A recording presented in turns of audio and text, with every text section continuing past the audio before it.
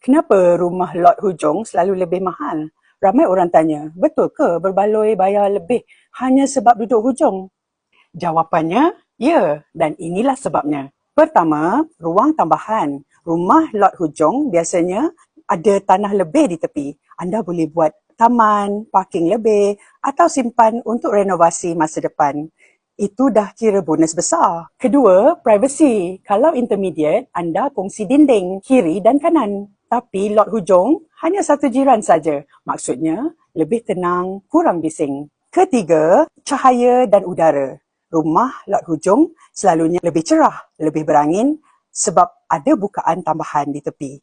Ini buat rumah rasa lebih segar dan selesa. Dan paling penting, dari sudut pelaburan, rumah lot hujung ada nilai jual semula yang lebih tinggi. Bila tiba masa nak jual, pembeli akan tetap cari lot hujung walaupun harga premium. Jadi, mahal ke tak berbaloi? Kalau anda nampak ruang, privasi, keselesaan dan nilai masa depan, memang jelas kenapa rumah lot hujung sentiasa jadi rebutan.